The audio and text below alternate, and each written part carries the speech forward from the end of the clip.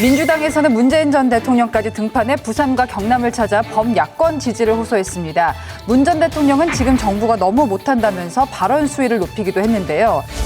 제가 이제 70평생 살면서 여러 정부를 경험해 봤지만 지금처럼 이렇게 못하는 정부는 처음 봅니다. 정말로 무지하고 무능하고 무도하고.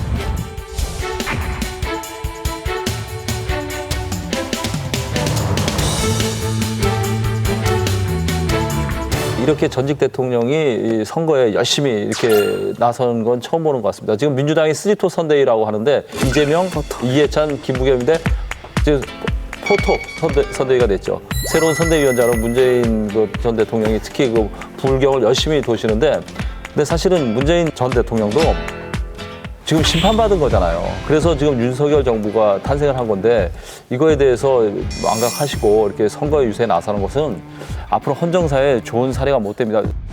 문재인 정권이 망쳐놓은 나라 때문에 정권을 교체한 거 아닙니까? 부동산 가격을 엄청나게 부동산 정책 실패를 올려놓고 우리한테는 대출 못 받게 해놓고 우리한테는 집 못 사게 해놓고 자기들 정책 실패 때문에 그러놓고 뒷구멍으로 자기들은 이런 일을 했습니다. 이거 심판해 받아야 마땅하지 않습니까? 그러니까 이제 바로 그 점이 그 포인트인데 되게 민주화 이후에 우리나라가 잘하든 못하든 5년씩 10년씩은 다 기회를 줬어요. 5년 만에 정권을 빼앗겼다는 거는 축구 전반전 끝나고 감독이 화가 나서 선수 교체해버린 격이니까 그런 건데 당연히 그 문재인 대통령이나 뭐 임종석 실장이나 친문 입장에서는 우리가 마지막까지도 대통령 지지율 40%대는 유지했다. 그러니까 높은 지지율이었는데 정권이 넘어간 건 후보 때문이다. 그러니까 후보가 문재인 전 대통령이 못해서가 아니고 이재명이라는 후보 때문이다. 사법 리스크가 있었기 때문에 아깝게 진 것이 이제 이런 거 아닙니까?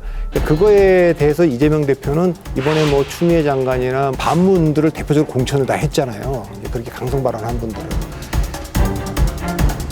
저는 문재인 대통령이 잊혀지고 싶다 그랬는데 나선 거는 이 선거가 불리했으면 저는 안 나섰을 거라고 생각합니다. 저는 유리하고 이길 수 있다고 봤기 때문에 나섰고 김부겸 전 총리도 선대위에 참여한 것도 그렇고 임종석 실장도 선거 유세를 돌고 박용진 의원도 승복하고 도는 이유는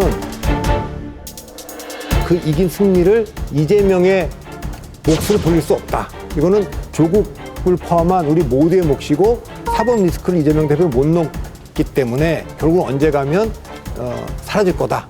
그러면 당연히 이랑은 우리 친문이 접수한다. 그거를 상징적으로 보여주는 저는 일이라고 좀 봅니다. 그래서 이재명 대표가 지금 문재인 전 대통령이 나서는 것이 외형적으로는 정치적으로는 뭐 반기겠지만은 속마음은 좀 불편하실 거예요. 그러니까 선거 승리의 공이 이재명 대표에게 오롯이 가야 되는데 지금 그 문재인 전 대통령과 뭐 이른바 아까 말한 비주류 분들한테 가는 거예요. 이거는 사실 받아들이기 힘든 거죠.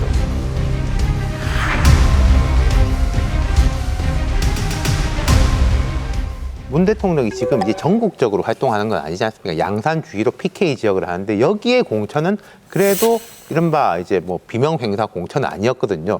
노무현 문재인의 이제 영향력을 받는 사람들이 많이 공천됐기 때문에 그 명분도 있고 또 한 가지는 이제 본인 관련된 것들도 재판이 몇 가지 있지 않습니까? 그 울산 선거 개입 재판도 있고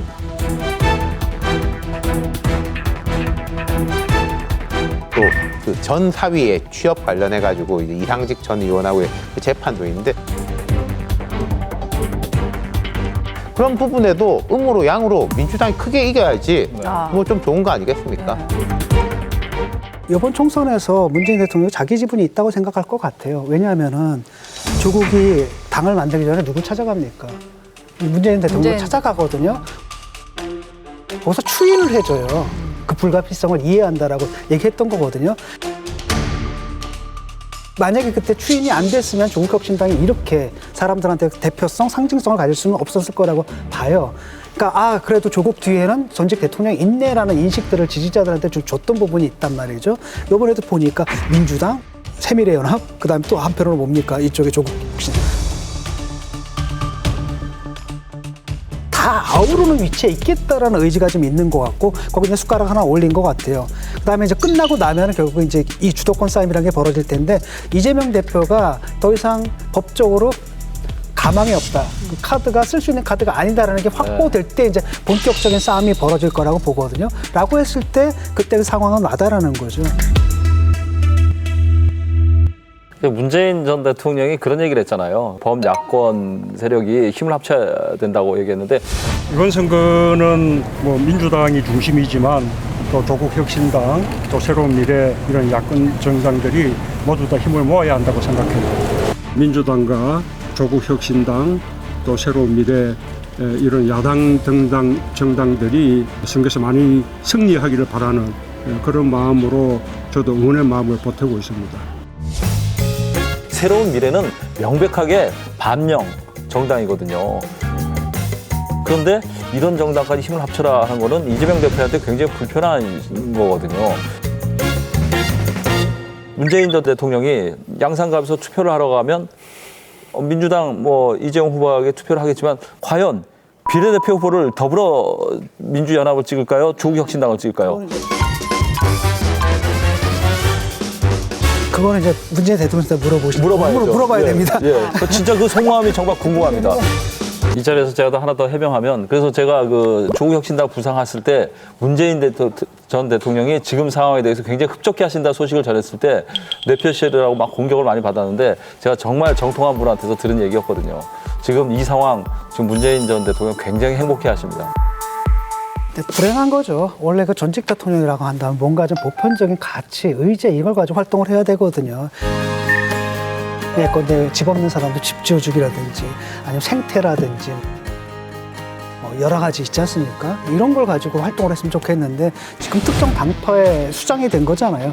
원래 근데 대통령이라는 건 특정 정파가 아니라 특정 당이 아니라 전 국민의 대표였단 말이죠. 그렇다면 그런 보편적 가치 위해서 활동을 했으면 참 좋겠는데 아주 노골적으로 이렇게 선거에 개입하고 들어오는 것들은 굉장히 불행한 일이에요.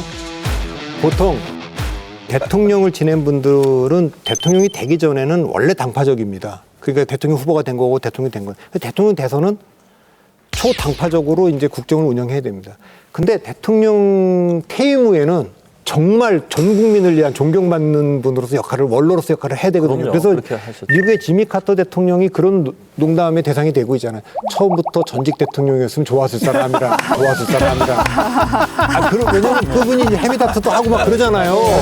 처음부터 전직 대통령이었으면 좋았을 뿐이다. 그러니까 그렇게 존경받는 일을 해야 되는 겁니다. 근데 이제 문재인 대통령은 지금도 진영 안에 있는 사람들을 위한 그 행보를 한다는 것이 저는 좀 이렇게 전직 대통령으로서 정말 바람직하지 못하다. 여러분, 여기를 눌러서 구독을 해주시면 강적들 컨텐츠를 빠르게 만나보실 수가 있습니다. 알람 설정도 잊지 말아주세요.